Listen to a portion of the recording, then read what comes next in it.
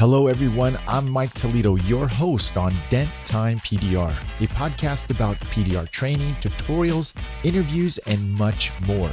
So get something to eat, drink, and start pushing. It's time to listen. Hey, what's going on, everybody? Welcome to podcast number 11. I'm your host, Mike Toledo, and let's get right into it. I hope everybody had a great week. And I hope you are going to have a great weekend. So you're catching my podcast just after the middle of the week and towards the beginning of your weekend. Duh. Yeah, Mike, I know that. It's Thursday. So, all right. So anyways, enough of the bull crap, and I'm trying to make jokes for nothing. So,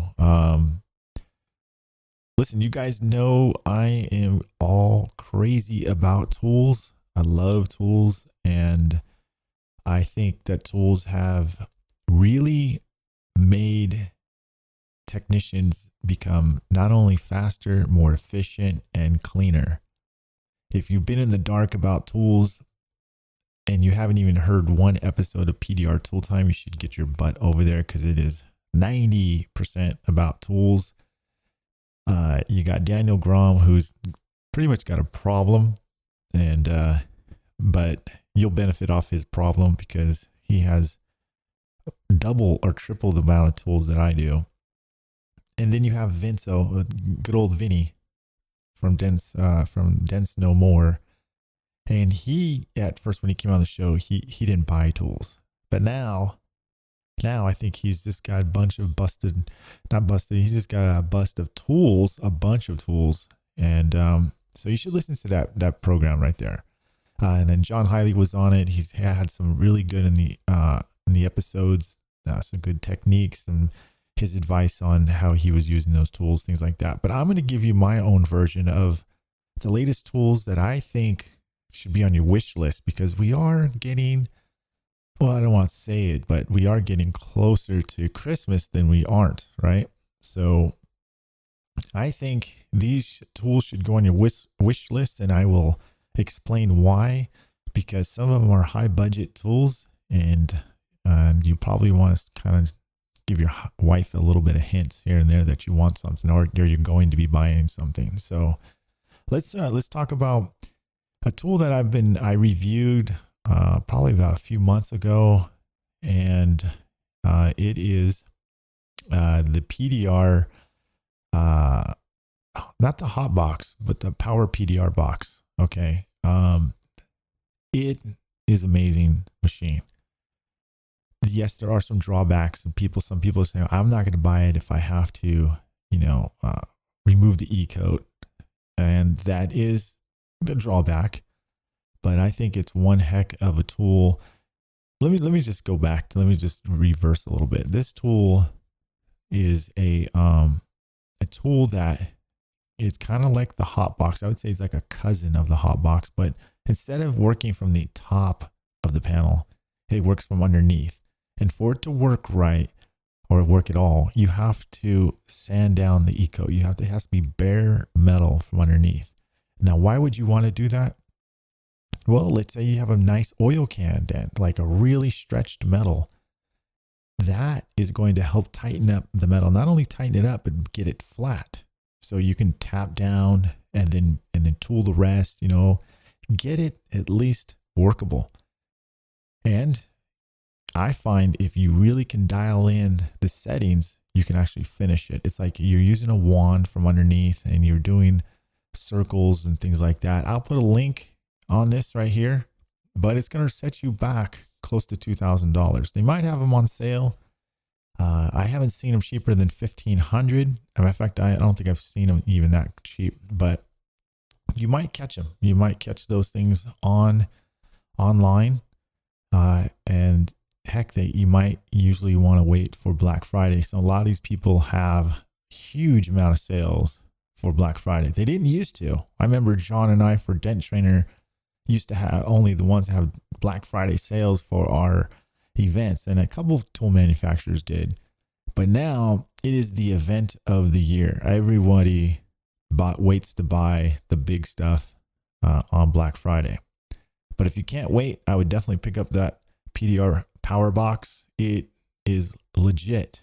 And if you are wanting to see more about it, I will post the link down here on the YouTube video, or you're probably watching or listening to, or go to my website, denttimepdr.com. That's the dedicated podcast site, denttimepdr.com. I do write some articles from time to time that are pretty interesting, so I think you would find that a little bit entertaining to sit there and read about some of my thoughts about some things about the PDR industry. So I hope you enjoy that. Okay.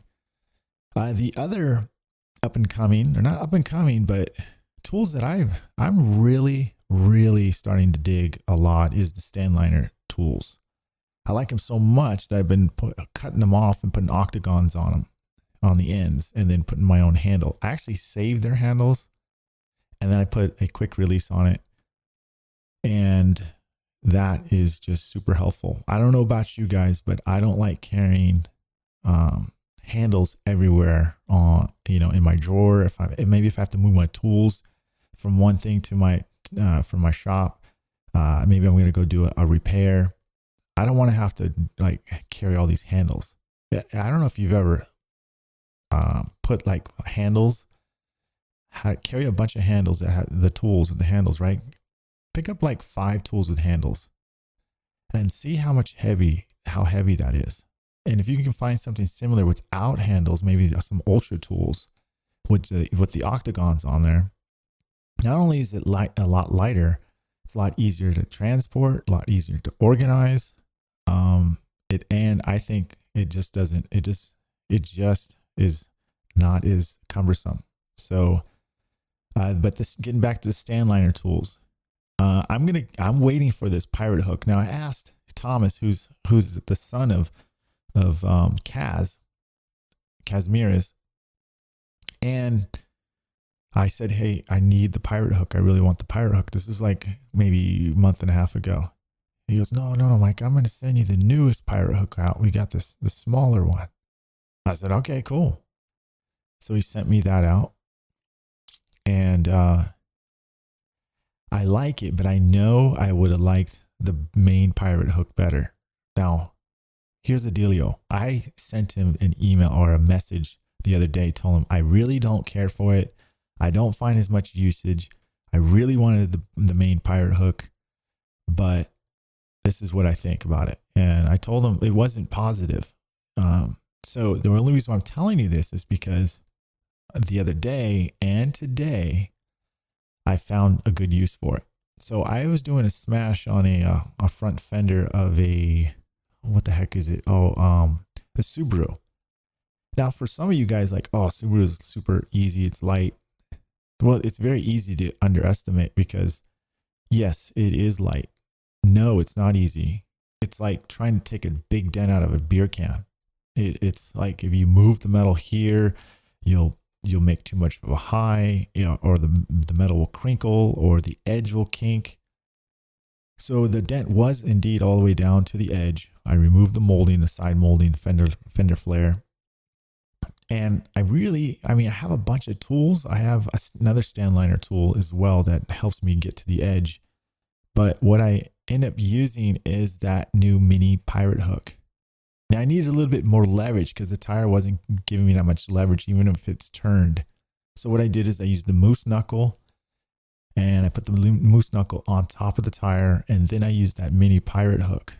Now I was able to push a lot of the dents, like anything above the edge, with the back of the pirate hook. It has kind of like it's a hook with kind of like a round stock on the kind of like the heel of it, and then on the tip of it, like the front edge of the tool, it's kind of like almost like a screwdriver. What do they call it? A flathead. But like a fat tapered flathead. So it's not as forgiving, shall I say, as the bigger pirate hook. Now I don't own the bigger pirate hook. I've just seen it before. I've seen the edges. I've seen it in person. Vince has one. A couple of people showed me theirs, and they swear up and down on it. which I am hopefully I'll get back to you, and I will, maybe go on PDR Tool Time and give you guys my thoughts, and then hopefully check in here with you guys. But you will hear me one way or another on YouTube somewhere giving you my opinion of that pyro. But getting back to the small one, so I was able to get the dent out pretty smooth when it went all the way down to the edge. And because it's kind of like a 90 degree kind of beveled hook, it really, really pushed out that nice lip very smoothly. Without your normal tool is going to leave crazy poke marks, and you want to prevent that, especially on a Subaru front fender or any part of a Subaru, because it is so light. If you're not using the right tool, it will definitely punish you. That metal will punish you.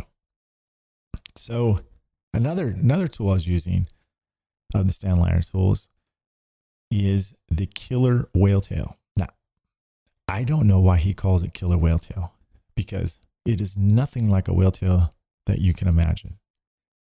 It is basically, it looks like a spoon, a whale tail with a spoon on it.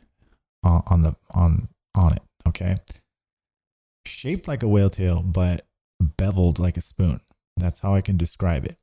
And it's got a like a loop neck to kind of give you that leverage to push off of. And technically, I would call it dragon swing, because the reason why is because you are technically swinging or sliding from one edge of that tip to the other edge. So you're gliding and moving across the dent. If you have a crease or a body line dent, literally you're just walking that dent out. And it is very, that's what I'm saying. It's very different. It almost feels unorthodox if you've been pushing a long time with traditional dent tools.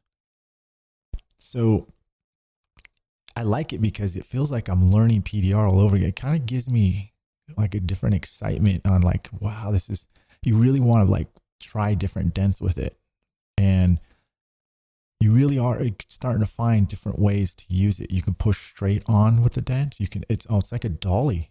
And the reason why it's created the bevel, because you're constantly making contact as you're sliding or dragging or rocking that tip of the tool. And that's what prevents the skip marks or the stitching in your repairs. When you have a regular tip and you're pushing, you're making high spots, no matter how tight you try to make your pushes. Now, I know some guys are very, very good, including myself. You have to be super patient and super slow if you don't want to create that. But that's the difference, right? So you're going very slow to prevent that. With this, you don't have to, I'm not saying you have to just not pay attention and be rushed, but this can really help your speed, and it helps the overall repair efficient, cleaner. Now, it's not going to work for every dent. It's not a miracle dent saver. Do you remember like when you had a tool like, let's say a blade tip tool, right? And you're using the blade tip tool with the tip because you think that's the way it was designed, and it was. That's intended how it was designed. But later on, maybe you hit a brace and you just couldn't get that tip or the dent right. It was right kind of halfway to the brace, but the tip wasn't really allowing you, or it was a really deep dent. But the tip of that blade was kind of pocking the metal up. And then you found out, you realized that you can use the heel of the tool, and you're like, whoa, I can push this dent. It's really coming out much cleaner and allowing me to get a lot more push on it without it being pocked up. What's kind of like this tool, it's like the more you play with the tool, the more you get experience with it, the more you are starting to find different applications that you can use for different dents. So I find that Stanliner tools, and I have to admit, they definitely looked so unorthodox. I mean, they're so unique and so different, and so the intention for them is completely different than what you assume it would be for. Now, I really would like to see them themselves create more videos. You know how Sal from Dent Expert, that was kind of like when he came out the Dent dial. When I saw that, I had to, and forgive me, Sal, if you're listening to this, I thought it was a piece of crap when I saw it. And I know a lot of people did in the beginning. I was like, what the hell is that? But you know what he did? He kept doing it relentlessly, putting it out there, showing people it worked. And it did. And it's one of the most popular, versatile dent tools you could get. And we'll come to that too as well. But I'm telling you, what I'm mentioning is that you really, really have to keep an open mind on tools.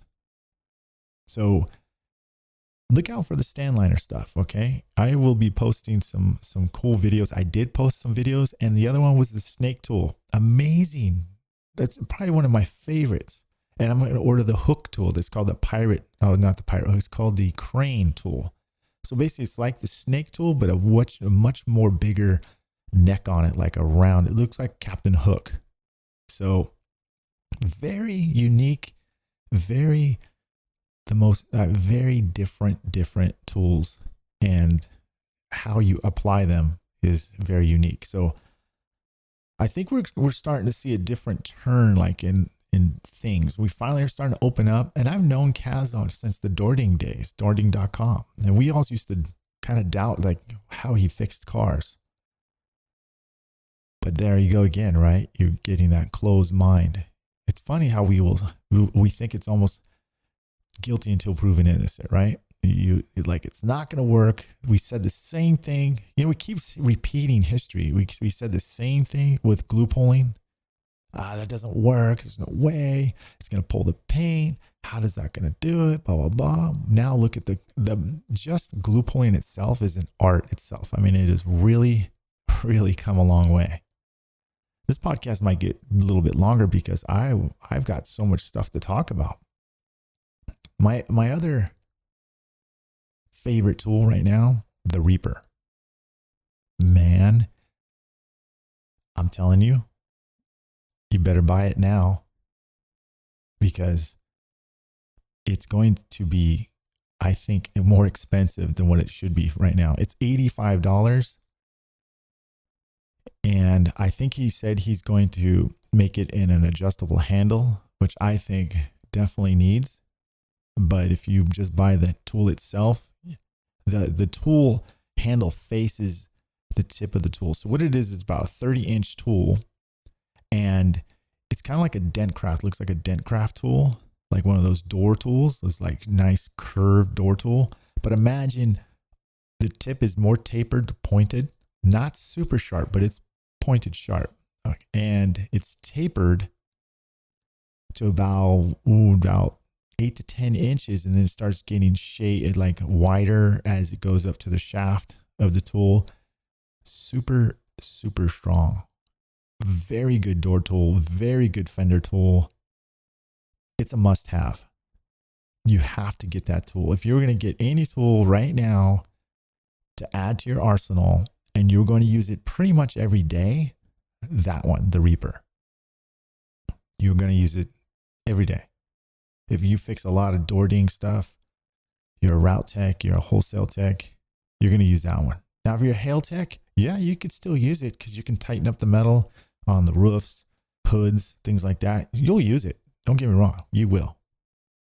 But you won't use it the way it has the handle. So you'd have to cut off the handle, put an octagon on it, or get the adjustable handle that he's most likely going to have put on. Or I've heard he's even going to have some that Ultra will cut off and put the octagons on. So if you're an Ultra guy already, then you can just put your handle on it. So the Reaper, that Reaper tool is legit, and it's from Grey Duck. And I know Daniel Grom's talked about it. Vince has talked about it. John Hiley, I haven't heard him talk about it, but I know he has it. I know he likes it, but I haven't heard him talk about it lately. But, you know, ask the guys. There's a lot of guys right now online that have been buying them now, and I've heard nothing but positive feedback on that, and it is a legit tool. Okay, so let's talk about another one. One of my other things lately is I've been using, we're going to talk about glue tabs. I've been using some glue tabs lately from Anson called tequila tabs, and they are the smooth tequila tabs. And you've seen a video. Hopefully you've seen it. Maybe you haven't, but if you haven't, there's a link again down to the bottom. A good tutorial. I did a live video showing how I was using them. It wasn't about, you know, how good I was. It was about how good the tabs were and how good the Hog Glue was. So the Hog Glue and those tequila smooth tabs are clear with a smooth base on them. They have the pretty much same size as like the Black Plague. You got your like 9 millimeter, 12 millimeter. There might be a little bit slight difference in them as far as size, but very, very good tabs. And those are something to pick up along with the hottest glue on the market right now is the Hog Glue. And I like the orange one. I think it comes in black and orange. And I don't know what it is, but I love that color orange. And when you get it, it's sticky icky. I mean, it's really tacky, just by holding it in your hands. Now, I don't know if that's just the packaging because it's not in the air, but here's a quick tech tip. Anson, or Craig from Anson, very good dude over there, just the nicest guy you can be, and Christine, who owns Anson, both very nice people. But Craig tells me that the reason why it's sticky is because it's new packaging. But he also says if you leave your glue out in the air open, it actually works better. So that's what he's mentioning. You don't have to keep it in the bag and keep it fresh or anything like that. He's saying keep it more in the open. He notices it pulls better. So you might want to try that.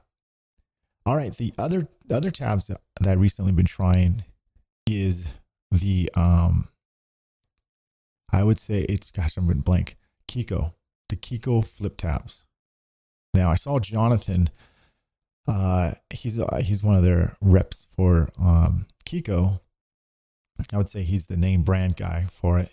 And he was talking about it. I was like, man, I got to get me some of them. And I have to tell you, very cool tabs. You got a smooth side on one side, and then you got their traditional textured side that looks kind of like a golf ball texture to it. Here's another tech tip too, guys. You don't have to have an aggressive pull every time. You don't need the strongest tab for every pull. You have to finesse. You have to understand that this doesn't necessarily need to go as high as a mountain. I see guys, and I've been known for that, pulling dents that are so high, man. It's got its freaking own weather system. It's like sprinkling snow on there. So why create that work and tap down so hard? I love the flip tabs because they have them in creases now version. They have it in the blue, solid blue. And then they have the ice, kind of like the ice version. Now you guys know that the ice tabs pull probably the strongest out of any tab. That's going for Black Plague. Black Plague has the ice tabs. Kiko has the ice tabs. But out of all the tabs, those pull probably the most aggressive. Now, why is that? Well, because if you think about it, there's no flex in the ice tabs. It's like glass. You ever drop one of those on the ground? It sounds like glass. It's all ting, ting, ting, ting, ting. And then you drop like one of the like Black Plagues or the standard blue ones of Kiko. It just sounds like plastic. Tack, tack, tack. Just tick, tick, tick, tick. But it's not ting, ting, ting, ting. And the reason why you get such an aggressive pull with either one of them, well, the Black Plagues in the neck, and obviously with the flat surface of the smooth part of it, the less flex you can have in it, right? The more concentrated pull you're going to have. All right, does that make sense? So don't get me wrong, the black plagues pull super hard. But now you have Kiko ice tabs, and they're more rigid. Of course they're gonna pull harder. And I'm not talking like 5 times harder, but it's hard. You can tell the difference. You're gonna get way more. You get way more of aggressive pull with ice tabs than you do the black plague. Now, that's why I don't use ice tabs all the time. I use it for, okay, I got a pit. I'm going to pop, and pull that son of a gun out. So that's what I use the ice tabs when I have a stubborn pit.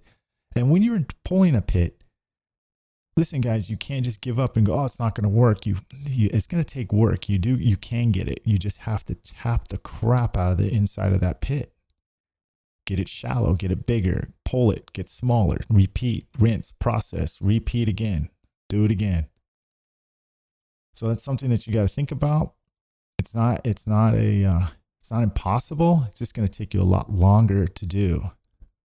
So I don't want to let the cat out of the bag, but I heard there's a big surprise coming on a new, I'm not going to say what exactly it is, but it's in the works or already in the works, and it has something to do with the glue pulling something. So let's just put it that way. It is glue pull related, and it looks freaking awesome. I'm not even sure if I'm supposed to say that, if that's too much or not. I don't think it is, because I'm not naming anybody or anything, but look out for that. As far as what other tools I using lately? I had a list and I forgot it. So, well, maybe I'll just leave it at that. We'll get back to more of the tools. So we talked about the Reaper, stand liner tools, the flip tabs, and the PDR power box. So I think those are definitely something that you need to put on your wish list. I'm waiting for 2 other tools. One's from A1, which are both stand liner tools. One's like a door tool. It kind of looks like a U. It's kind of a weird look. Again, another weird, awkward looking tool. And then I ordered the original pirate hook. Here's another thing too, is that Vince talked to Thomas about the tools. You may see little variations, especially if you're getting them from Thomas or Stanliner themselves. And how do you know if it's directly from them? Is because number one, you got a stamp on it, which is not a stamp. You got a hologram sticker on the edge by the handle, and the handles will be different colors. And if it's a A1 tool, I think it's going to be orange and yellow handle. But if it's a different color, it's definitely from the Stanliner tools. And I'm getting the original pirate hook. I ordered the 27-inch version, which I think is going to be awesome, but nothing against them. I'm going to cut the handles because I want it all octagon. So let me give you a quick tip. So you guys are working in the back. I'm working on a door panel. You have some backing on there. It's driving you effing nuts. And you know it's going to be like that. You got a Mercedes.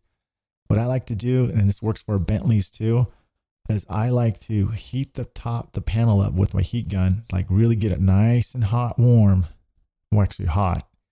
And then I'll take one of my sharp tools and I'll scrape down the area. It comes off much easier, much faster than trying to hopefully poke around and finish your dent. Because we all know we can get it to 95%. It's when you have that backing or that crisscross nasty fiberglass backing that drives you nuts that you're trying to pinpoint. And that's what I like to use sharp tools as well to finish it if I'm in that situation. Anyways, I hope that helps out. I'm effing out of here. I hope you guys have a great and fantastic weekend. Please message me. You can message me on my Facebook page at Dent Time. You can go to Dent Trainer too as well. Facebook at Dent Trainer. Or go to my website, denttimepdr.com. That's my official podcast site. I'd love to see you and love to hear your feedback. And please, if you have time, give me some feedback on iTunes. Thanks a lot, everybody. I appreciate you listening. I'll talk to you